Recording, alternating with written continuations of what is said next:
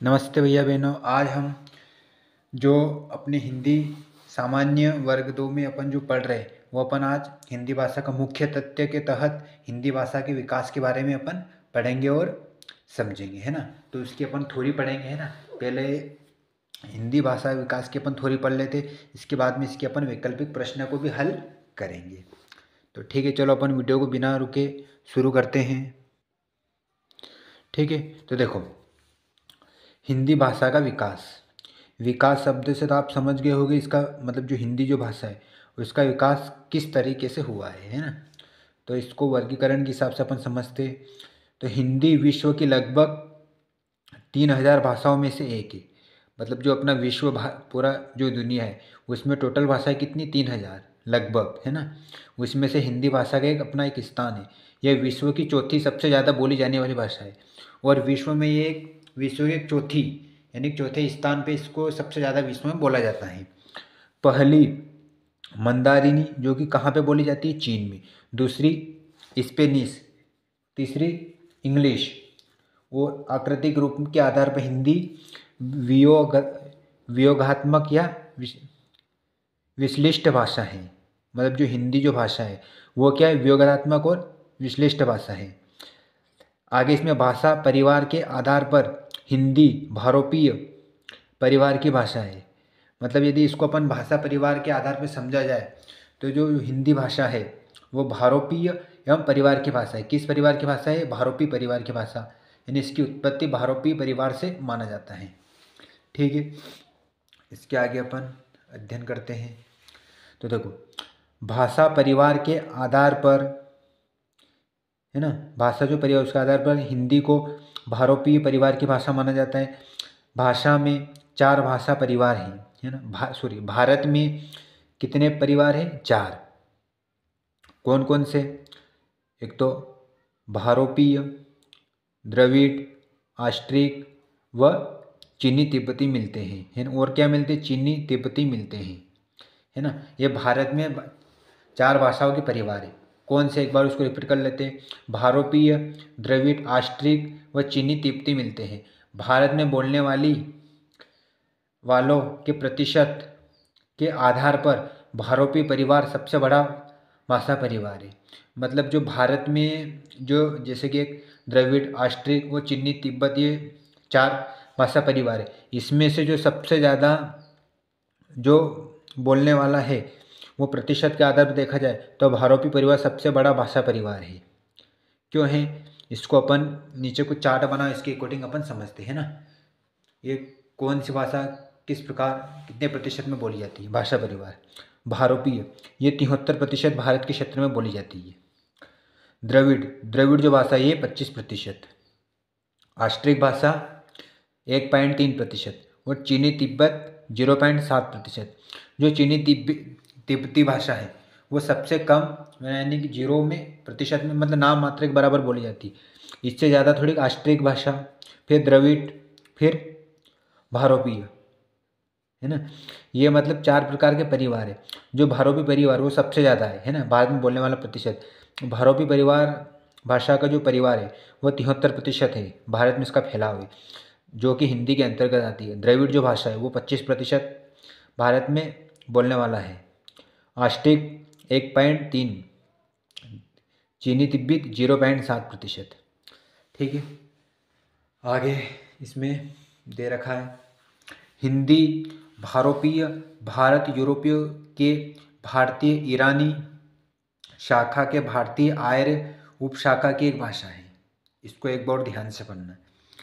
हिंदी जो भारोपीय भारत यूरोपीय के भारतीय ईरानी शाखा के भारतीय आर्य उपशाखा की एक भाषा है। किसकी उपशाखा की एक भाषा है, भारोपीय भारत यूरोपीय के भारतीय ईरानी शाखा के, किसके, भारतीय ईरानी शाखा के भारतीय आर्य उपशाखा की एक भाषा है। भारतीय आर्य भाषा को 3 कालों में विभक्त किया गया है। जो भारत की जो आर्य भाषा है उसको कितने कालों में विभक्त किया गया है, 3 काल में। कौन कौन से, उस पर अपन एक नज़र डाल लेते हैं। तो पहला इसमें दे रखा है नाम, है ना, इधर नाम दे रखे, इधर प्रयोग काल और इधर उदाहरण। तो पहला जो नाम है अपन इसमें भारतीय आर्य भाषा में जो इनके 3 कालों में विभक्ति है, पहला काल इसमें प्राचीन भारतीय आर्य भाषा है ना, इसको शॉर्ट रूप में बोलेंगे प्राभा आ, है ना। प्रयोग काल, इसका प्रयोग काल कहाँ से कहाँ तक है? 1500 ईस्वी पूर्व से 500 ईस्वी पूर्व। उदाहरण कहाँ इसको? वैदिक संस्कृत व लौकिक संस्कृत, है ना। वैदिक संस्कृत और लौकिक संस्कृत है, ये किसके अंतर्गत बोली जाती है? प्राचीन भारतीय आर्य भाषा के अंतर्गत। अगला नाम इसमें मध्यकालीन भारतीय आर्य भाषा, है ना। ये 500 ईस्वी पूर्व से 1000 ईस्वी पूर्व मध्य। कौन कौन सी? पाली, प्राकृत, अपभ्रंश, है ना। ये किसके अंतर्गत है? ये मध्यकालीन भाषा आर्य भाषा, जो कि 500 ईस्वी पूर्व से 1000 ईस्वी पूर्व के मध्य। आगे आधुनिक भारतीय आर्य भाषा, है ना, ये 1000 ईस्वी पूर्व से अब तक। जो आधुनिक भारतीय आर्य भाषा है, ये इसका प्रयोग काल 1000 ईस्वी पूर्व से अब तक का है। और इसमें कौन कौन सी?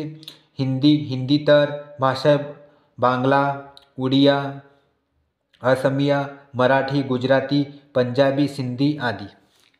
ठीक है, इसका स्क्रीनशॉट ले लेना, है ना, रोक के आप स्क्रीनशॉट भी ले सकते हो। आगे प्राचीन भारतीय आर्य भाषा। अब जो अपनी प्राचीन भारतीय आर्य भाषा है ना, उसके बारे में आप नजर डाल देते हैं। नाम इसके किस नाम से बोले जाते हैं? एक तो वैदिक, वैदिक संस्कृत और लौकिक संस्कृत। अब वैदिक संस्कृत को एक अन्य नाम से भी जाना जाता है। कौन कौन से नाम? छादस, जिसको यास्क, पाणिनि द्वारा प्रयुक्त नाम, है ना। प्रयोग काल इनका 500 ईस्वी पूर्व से 1000 ईस्वी पूर्व के मध्य का था। ठीक। लौकिक संस्कृत, लौकिक संस्कृत का अन्य नाम क्या है? संस्कृत भाषा, है ना। ये पाणिनि द्वारा प्रयुक्त नाम है। और किसके द्वारा रचा गया है? पाणिनि द्वारा प्रयुक्त नाम, है ना। और ये छांदस है, ये यास्क के पाणिनि द्वारा प्रयुक्त नाम है।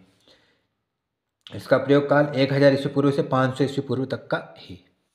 ठीक है ना। आगे अब मध्यकालीन भारतीय आर्य भाषा, है ना। अब जो मध्यकाल की आर्य भाषा है ना, उसमें अपने एक नज़र डाल लेते हैं। ठीक है, तो इसमें प्रथम प्राकृत काल पाली, ये 500 ईस्वी पूर्व से 1 ईस्वी पूर्व तक।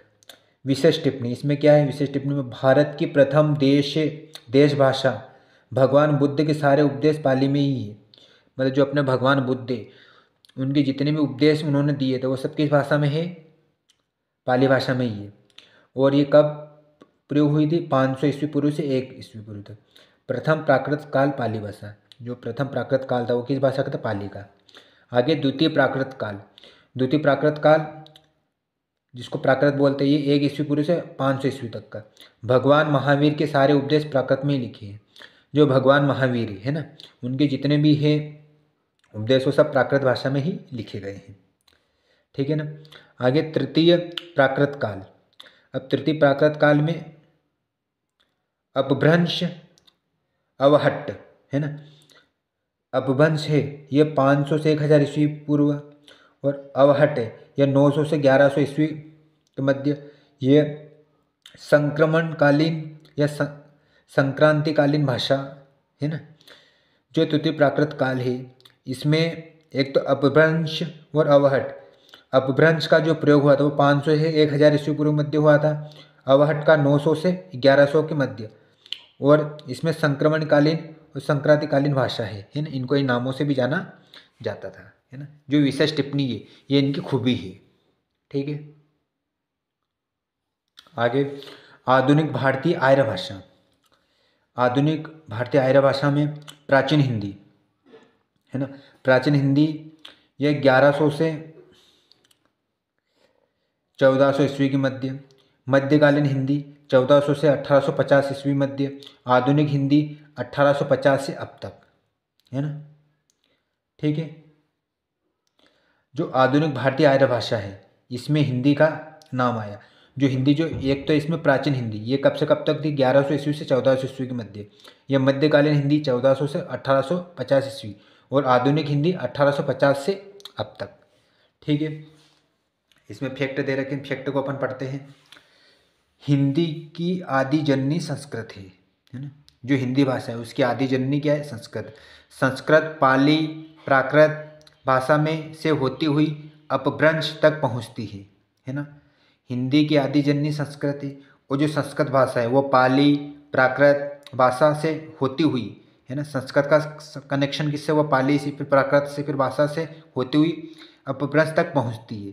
फिर अपभ्रंश अवहट से गुजरती हुई प्राचीन प्रारंभिक हिंदी का रूप ले लेती है और वापस फिर अवहट, अपभ्रंश और अवहट से गुजरते हुए ये वापस प्राचीन प्रारंभिक हिंदी का रूप ले लेती है। अतः सामान्य हिंदी भाषा के इतिहास का आरंभ अपभ्रंश से ही माना जाता है।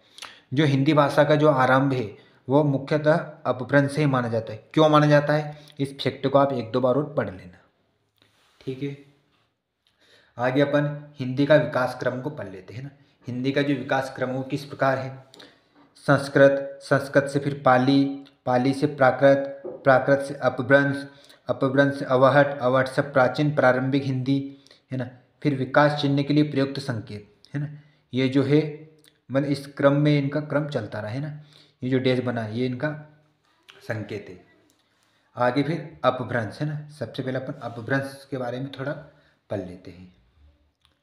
ठीक है, तो अपभ्रंश के बारे में क्या है इसमें, अपभ्रंश भाषा का विकास 500 ईस्वी से लेकर 1000 ईस्वी के मध्य हुआ है।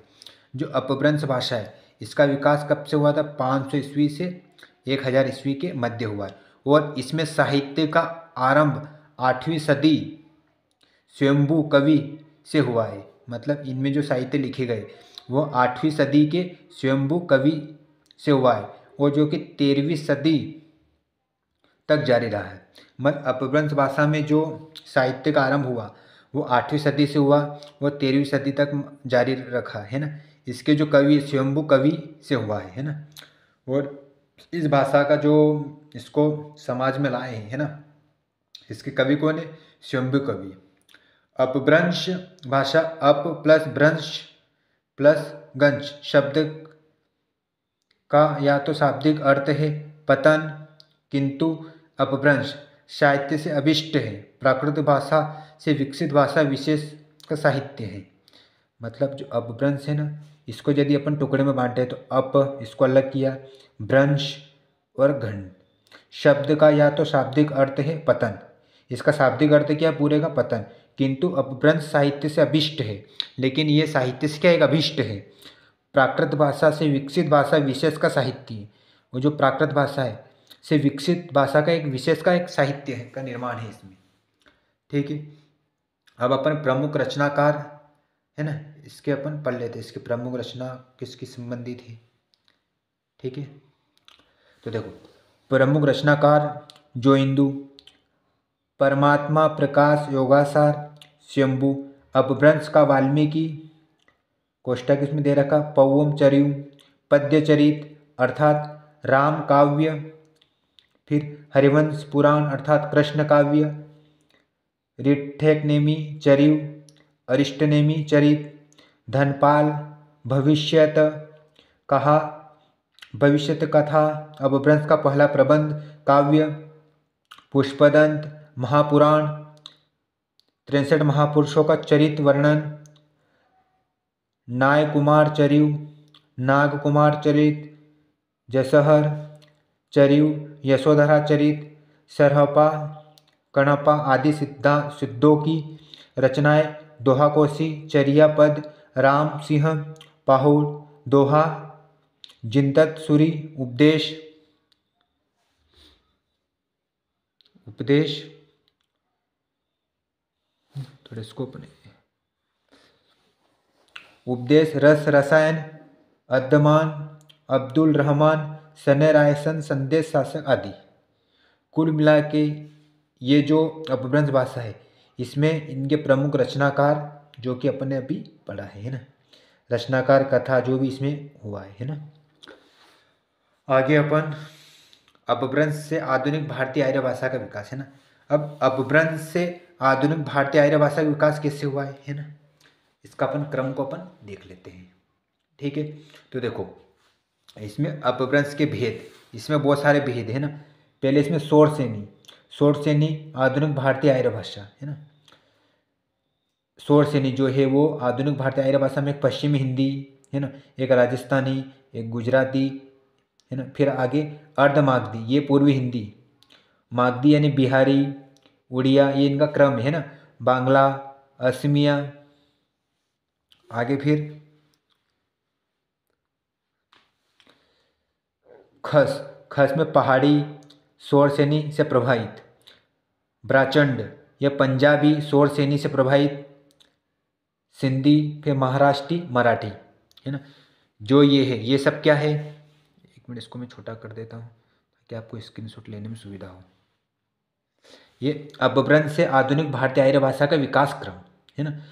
मतलब अपभ्रंश से, है ना, जो अपभ्रंश भाषा है ना, इस भाषा से भारतीय आर्य भाषा का जो विकास हुआ वो किस क्रम में हुआ, ये इन सारे क्रम इसमें दे रखे हैं, ठीक है ना। तो एग्जाम में वो इनको किसी भी रूप में पूछ सकते हैं ना, तो इनको आप ट्रिक के द्वारा याद करो, जैसे आप कर सकते हैं इस प्रकार से आपको याद इनको करना है, ठीक है। आगे बढ़ते हैं। अगला अपना क्रम अवहट। अवहट अपभ्रंश शब्द का विकृत रूप है। जो अवंठ है वो किस शब्द का विकृत रूप है, अपभ्रष्ट शब्द का। इसे अपभ्रंश की अपभ्रंश या परवर्ती अपभ्रंश कह सकते हैं। अवहट अपभ्रंश और आधुनिक भारतीय आर्य भाषाओं के बीच की संक्रमणीकालीन संक्रांतिकालीन भाषा है। इसका कालखंड 900 ईस्वी से 1100 ईस्वी तक निर्धारित किया जाता है। इसका जो कालखंड है वो कहाँ से कहाँ तक का है, 9वीं ईस्वी से तो 11वीं ईस्वी, किसका, अवहन, है ना। इसमें वैसे तो साहित्य में इसका प्रयोग 14वीं सदी तक होता रहा है, मतलब साहित्य में इसका प्रयोग कहाँ तक होता रहा, 14वीं शताब्दी तक। दामोदर पंडित, ज्योतिषीराव ठाकुर, विद्यापति आदि रचनाकारों ने अपनी भाषा को अवहट या अवहट कहा है ना। मतलब जो ये कवि है दामोदर पंडित, ज्योतिषीवर ठाकुर, विद्यापति आदि रचनाकारों ने अपनी भाषा को अवहट या अवरुट कहा है ना। विद्यापीठ, थोड़ा ऊपर कर लेता मैं इसको, विद्यापति प्राकृत की तुलना में अपनी भाषा को मधुरतम बताते हैं। जो विद्यापति प्राकृत की तुलना में अपनी भाषा को क्या बताते हैं, मधुरतम बताते हैं।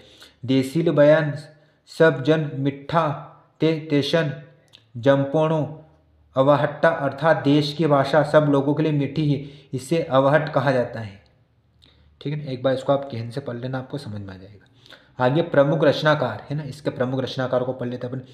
सिद्ध साहित्य, नाथ साहित्य, रोड कवि, राहुल वेल, दामोदर पंडित, उक्ति व्यक्ति प्रकरण, ज्योतिषराव ठाकुर, वन रत्नाकर, विद्यापति में कीर्तिलता व कीर्ति पताक आदि, है ना, प्रमुख रचनाकार, है ना। उन्होंने कौन सी साहित्य ले, उनके कवियों के नाम और उनकी रचना है इसमें, ठीक है। आगे देखो, प्राचीन व पुरानी हिंदी, प्रारंभिक या आरंभिक हिंदी, आदिकालीन हिंदी, है ना। अब इस पे अपन एक नज़र डाल लेते हैं।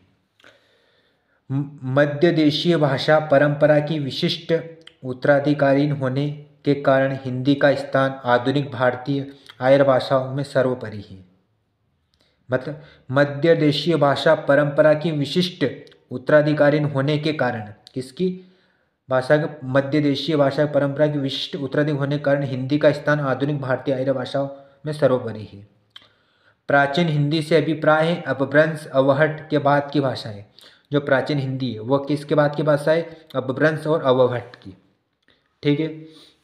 इसमें हिंदी का आदिकाल हिंदी भाषा का शिशुकाल है। यह वह काल था जब अपभ्रंश अवहट का प्रभाव हिंदी भाषा पर मौजूद था और हिंदी की बोलियों के निश्चित व स्पष्ट स्वरूप विकसित नहीं हुए थे, है ना। मतलब हिंदी का जो आदिकाल है वो हिंदी भाषा का शिशुकाल है ना। यह वह काल था जब अपभ्रंश अवहट का प्रभाव हिंदी भाषा पर मौजूद था और हिंदी की बोलियों के निश्चित व स्पष्ट स्वरूप विकसित नहीं हुए थे, है ना। इसका सही ढंग से इसका विकास नहीं हुआ था, ठीक है ना। आगे हिंदी शब्द की व्युत्पत्ति, इसके बारे में अपन नज़र डाल लेते हैं। तो देखो, हिंदी शब्द की व्युत्पत्ति यानी उत्पत्ति कैसे हुई। हिंदी शब्द की व्युत्पत्ति भारत के उत्तर पश्चिम में प्रवहमान सिंधु नदी से संबंधित है ना। उत्तर पश्चिम में जो बहती नदी वो कौन सी, सिंधु नदी से संबंधित है। विदित है कि अधिकांश विदेशी यात्री और आक्रांता उत्तर पश्चिमी सिंहद्वार से ही भारत आए थे, है ना। जो भारत में जो बाहरी आक्रताव आए थे वो किस दिशा से आए थे? उत्तर पश्चिमी सिंहद्वार से भारत आए थे। भारत में आने वाले इन विदेशियों ने जिस देश के दर्शन किए वह सिंधु नदी के पूर्व दिशा का देश था। ईरान फारस के साथ भारत के बहुत प्राचीन काल से संबंध थे और ईरानी सिंधु को हिंदू कहते थे। वो जो ईरानी सिंधु उसको क्या बोलते थे? हिंदू कहते थे। सिंधु हिंदू स का ह में तथा द का द में परिवर्तन पहलवी भाषा प्रवृत्ति के अनुसार ध्वनि परिवर्तन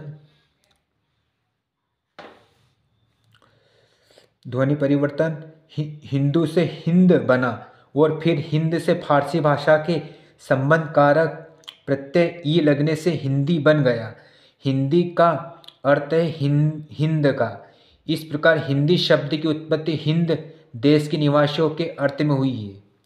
आगे चलकर यह शब्द हिंद की भाषा के अर्थ में प्रयुक्त होने लगा।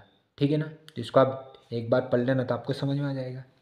ठीक है, आगे उपयुक्त बातों में 3 बातें सामने आई है। क्या? हिंदी शब्द का विकास कई चरणों में हुआ है। कौन कौन से? एक सिंधु के बाद फिर हिंदू से फिर हिंद बनी, हिंद से भी फिर ई जोड़ा और तो हिंदी बन गई। ठीक है, ये इनका क्रम है। सिंधु से फिर हिंदू से फिर हिंद, फिर ई जोड़ा और इस सारी चीज़ें मिला के क्या बना? हिंदी, है ना? आगे,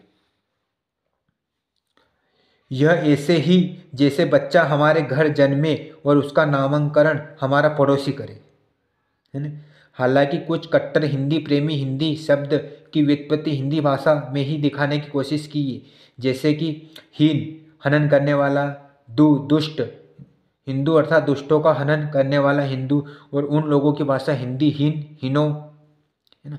आगे इसके दूसरे पेज पे उसको अपन देख लेते हैं। दलन यानी हिंदू अर्थात हीनों का दलन करने वाला हिंदू और उनकी भाषा हिंदी, चूंकि इन व्युत्पत्तियों का प्रमाण कम अनुमान अधिक है इसलिए सामान्य इन्हें स्वीकार नहीं जाता है। हिंदी शब्द के 2 अर्थ हैं। कौन कौन से? हिंदी देश के निवासी यथा हिंदी है हम, वतन है हिंदुस्तान हमारा, इकबाल, और हिंद की भाषा। हाँ, यह बात अलग है कि हम सब यह शब्द इन 2 आरंभिक अर्थों में पृथक हो गया है। इस देश के निवासियों को अब कोई हिंदी नहीं कहता बल्कि भारतवासी, हिंदुस्तानी आदि कहते हैं। दूसरे, इस देश की व्यापक भाषा के अर्थ में भी अब हिंदी शब्द का प्रयोग नहीं होता क्योंकि भारत में अनेक भाषाएं हैं।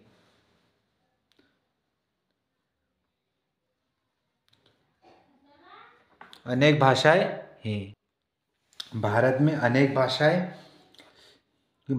भाषाएं हैं जो कि सब हिंदी नहीं कहलाती। बेशक ये सभी हिंद की भाषा है लेकिन केवल हिंदी नहीं है। उन्हें हम पंजाबी, बांग्ला, असमिया, उड़िया, मराठी आदि नामों से पुकारते। मतलब ये सब है तो हिंदी भाषा लेकिन उनको अपन अलग नाम से बुलाते हैं, है ना? इसलिए हिंद की इन सब भाषाओं के लिए हिंदी शब्द का प्रयोग नहीं किया जाता है। ठीक है ना? तो इस पैराग्राफ को आप 1-2 बार अच्छे से डीप में पढ़ना, है ना, और समझना, तो आपको, और इसके जो कॉन्सेप्ट है उसके नोट्स बना लेना, है ना, ताकि आपके सारे कॉन्सेप्ट क्लियर हो जाए। ठीक, वैसे एग्जाम आएगी तो मैं खुद नोट्स बना के आपको प्रिपेयर करूँगा, लेकिन अपन डिटेल में पढ़ रहे हैं ना, ताकि अपने को समझ में आए ना। आगे इसके प्रमुख रचनाकार, है ना, इसके रचनाकार पढ़ लेते। तो हिंदी शब्द भाषा विशेष का वाचक नहीं है बल्कि यह भाषा समूह का नाम है। हिंदी जिस भाषा समूह का नाम है उसमें आज के हिंदी प्रदेश क्षेत्र की 5 उपभाषाएं हैं तथा 17 बोलियां शामिल है। बोलियों में ब्रज भाषा, अवधी एवं खड़ी बोली को आगे चलकर मध्यकाल में महत्वपूर्ण स्थान प्राप्त हुआ है। मतलब जो हिंदी भाषा है ना उसमें कुछ बोलियां भी हैं, और बोलियां कितनी है? 17 बोलियां है ना, जो कि आगे चलकर खड़ी बोली में ये मध्यकाल में महत्वपूर्ण इनको स्थान प्राप्त हुआ है। अब पहले ब्रज भाषा हिंदी, प्राचीन हिंदी काल में ब्रज भाषा अपभ्रंश अवहट से ही जीवन रस लेती रही है ना। मतलब जो प्राचीन काल में इसका जो मतलब इसका जो जिस भाषा का इसने सहयोग लिया वो कौन सा का अपभ्रंश और अवहट से ही जीवन रस लेती रही। अपभ्रंश अवहट की रचनाओं में ब्रज भाषा के फूटते हुए अंकुर को देखा जा सकता है। ब्रज भाषा साहित्य का प्राचीनतम उपलब्ध ग्रंथ सदारू अग्रवाल का प्रद्युम्न चरित 1354 ईस्वी में है ना। और ये कब लिखा गया था? 1354 ईस्वी के मध्य। अग्रवाल का चरित्र कौन सा? सुदारू अग्रवाल का प्रद्युम्न चरित है। अवधि पे अपन नजर डाल लेते हैं, है ना। थोड़ा मैं इसको ऊपर कर लेता हूँ। तो देखो, अवधि की पहली कृति मुल्ला दाऊदी की चांद्रायन या लोअर कहा है। लोअर चांदा 1789 ईस्वी मानी जाती है। इसके उपरांत अवधी भाषा के साहित्य का उत्तरोत्तर विकास होता गया। खड़ी बोली प्राचीन हिंदी काल में रचित खड़ी बोली साहित्य में खड़ी बोली के आरंभिक प्रयोग से ही उसके आदि रूप या बीज रूप का आभास मिलता है। खड़ी बोली का आदिकाल रूप सरहपा आदि सिद्धों, गोरखनाथ आदि नाथों, अमीर खुसरो जैसे सूफियों, जयदेव, नामदेव, रामानंद आदि संतों के रचनाओं के उपलब्ध है। इन रचनाकारों में हमें अपभ्रंश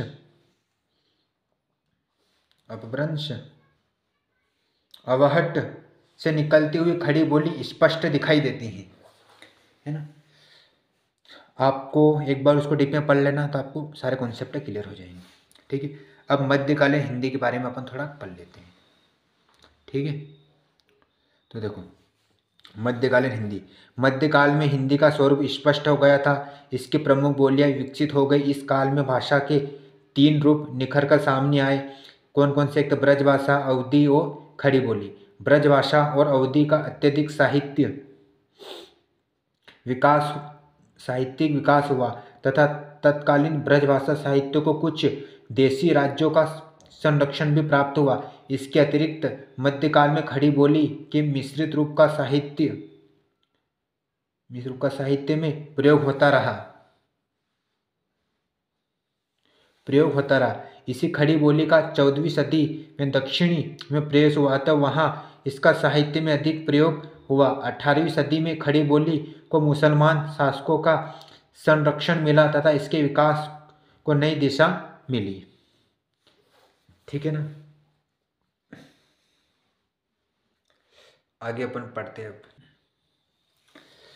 प्रमुख रचनाकार ब्रज भाषा हिंदी के मध्यकाल में मध्य देश की महान भाषा परंपरा के उत्तरदायित्व का पूरा निर्वहन ब्रज भाषा ने किया। यह अपने समय की परिनिष्ठित व उच्च कोटि की साहित्य भाषा थी, जिसको गौरवान्वित करने का सर्वाधिक श्रेय हिंदी के कृष्ण भक्त कवियों को है। किसको है? कृष्ण भक्त कवियों को। पूर्व मध्यकाल अर्थात भक्ति काल में कृष्ण भक्त कवियों ने अपने साहित्य में ब्रज भाषा का चरम विकास किया। पृष्टि मार्ग शुद्धोदेव संप्रदाय के सूरसागर, एक मिनट थोड़ा ऊपर ले लूं मैं, सूरसागर, नंददास का निम्बार्क संप्रदाय, श्री भट्ट का चैतन्य संप्रदाय के, गदाधर भट्ट के राधा वल्लभ संप्रदाय के हित हरिवंश, श्री कृष्ण की बांसुरी के अवतार एवं संप्रदाय निरपेक्ष कवियों में रसखान, मीराबाई आदि प्रमुख कृष्ण भक्त कवियों ने ब्रज भाषा के साहित्य विकास में अमूल्य योगदान दिया। इनमें सर्व प्रमुख स्थान सूरदास का है, जिन्हें अष्टछाप का जहाज कहा जाता है। सूरदास को अष्टछाप का जहाज कहा जाता है ना, क्योंकि ब्रज भाषा में इनका महत्वपूर्ण स्थान है ना, देता है।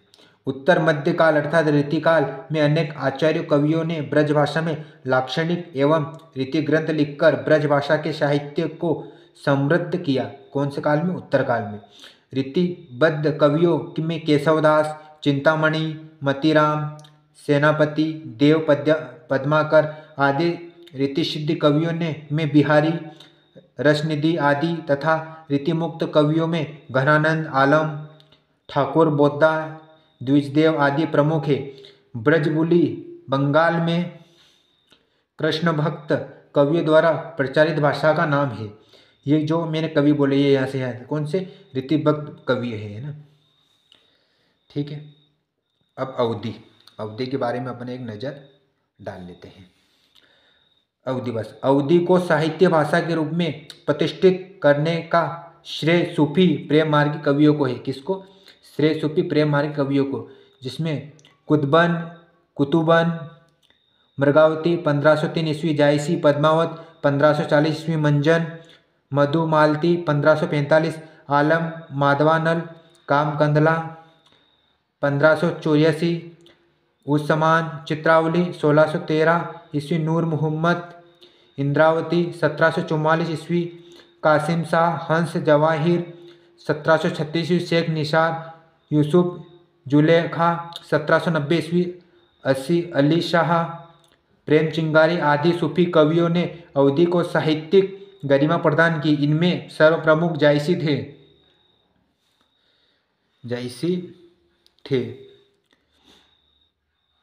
सर्वप्रमुख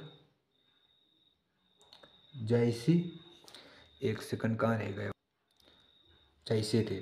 अवधि को राम भक्त कवियों ने अपनी अभिव्यक्ति का माध्यम बनाया। विशेषकर तुलसीदास ने रामचरितमानस कब लिखा था? 1574 से 1700 ईस्वी में की रचना बेसबाड़ी अवधि में कर अवधि भाषा को जिस साहित्य ऊंचाई पर पहुंचाए वह अतुलनीय है। मध्यकाल में साहित्य अवधि को चरमोत्कर्ष दो कवियों से मिलता है, एक तो जायसी से, एक तुलसीदास से, है ना। इन दोनों ने जो अवधि भाषा है ये इसका एक चरमोत्कर्ष दो कवियों से मिलता है। जायसी ने यहाँ जहाँ अवधि का ठेठ ग्रामीण रूप मिलता है वहाँ तुलसी के यहाँ अवधि का तत्समुखी रूप गोयारी बंगाल में सूफिया द्वारा प्रचारित अवधि भाषा का नाम।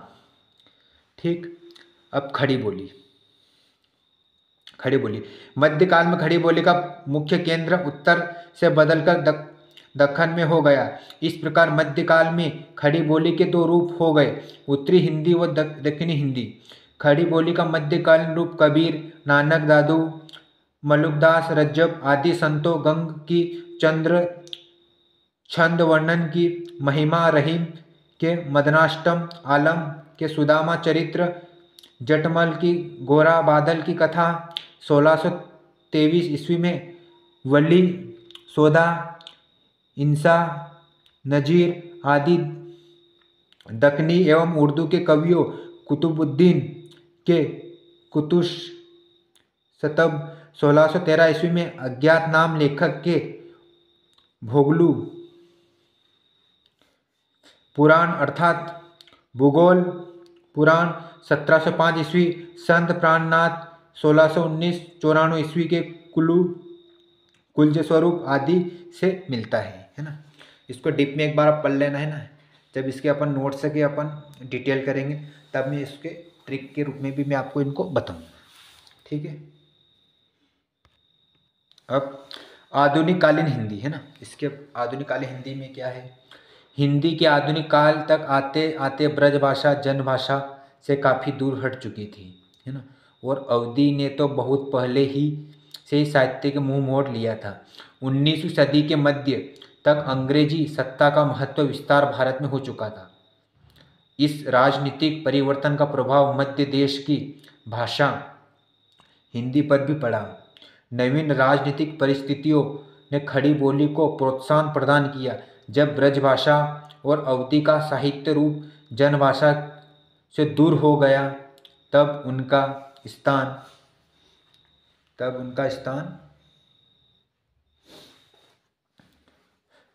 स्थान खड़ी बोली धीरे धीरे लेने लगी। किससे दूर हो गई वो? जब ब्रजभाषा और अवधि का साहित्यिक रूप से जन भाषा से दूर हो गया। कौन सी भाषा? ब्रज और अवधि। तब उनका स्थान किसने ले लिया? खड़ी बोली धीरे धीरे लेने लगी। अंग्रेजी सरकार ने भी इसका प्रयोग आरंभ कर दिया और अंग्रेजों ने भी इसका खड़ी बोली का प्रयोग आरंभ कर दिया। हिंदी के आधुनिक काल में प्रारंभ से एक उर्दू का प्रचार होने और दूसरी ओर काव्य की भाषा ब्रजभाषा होने के कारण खड़ी बोली को अपने अस्तित्व के लिए संघर्ष करना पड़ा। 19वीं सदी तक कवियों की भाषा ब्रजभाषा और गद्य की भाषा खड़ी बोली रही। 20वीं सदी के आते आते खड़ी बोली गद्य पद्य दोनों की साहित्य भाषा बन गई, है ना। किसकी हो गई? 20वीं सदी आते आते गद्य पद्य दोनों की साहित्य भाषा क्या बन गई? ये खड़ी बोली। ठीक है। इस युग में खड़ी बोली की प्रतिष्ठित करने में विभिन्न धार्मिक, सामाजिक, राजनीतिक आंदोलन ने बड़ी सहायता की। फलत खड़ी बोली साहित्य की सर्वप्रथम भाषा बन गई। खड़ी बोली, इसको अपन पढ़ लेते खड़ी बोली को, उसके बाद फिर अपन अगले वीडियो में देखेंगे। भारत हिंदू पूर्व युग खड़ी बोली गद्य के आरंभिक रचनाकारों में फोर्ट विलियम कॉलेजों के बाहर के 2 रचनाकारों जैसे सदाशुकलाल नियाज, ये 1746 से 1824 ईस्वी मध्य, सुख सागर 1799 ईस्वी व ईसा अल्लाह खां ईसा 1756-1817।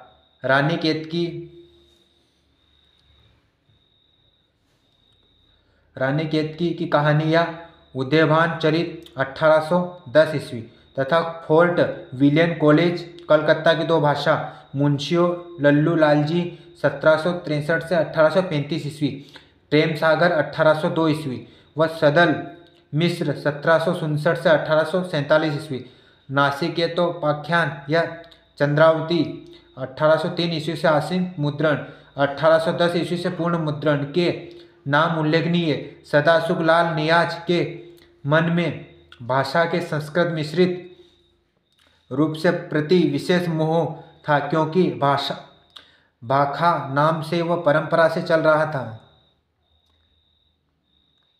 इस स्थान के फारसी बहुल उर्दू गद्य की प्रतिष्ठा होते देख उन्होंने कहा था कि रस्मो रिवाज, एक मिनट इसको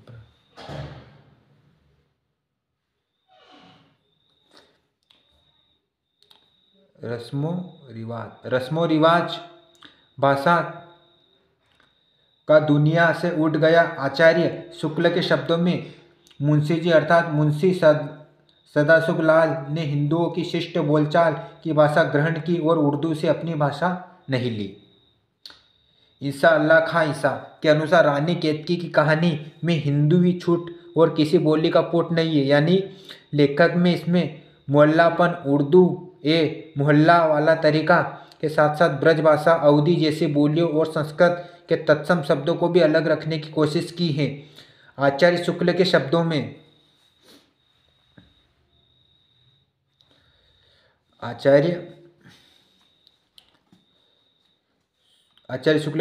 ईसा ने अपनी भाषा को 3 प्रकार के शब्दों से मुक्त रखने की प्रतिज्ञा की और बाहर की भाषा अरबी, फारसी, तुर्की, गंवारी, ब्रज भाषा, अवधी आदि भाषाफन संस्कृत के शब्दों का मेल। आगे आचार्य शुक्ल ने लिखा है कि आरंभ काल के चारों लेखकों ने ईसा की भाषा सबसे चमकीली, मटकीली, मुहावरेदार और चलती है। हमने आज भाषा के विकास के क्रम को पढ़ा है ना।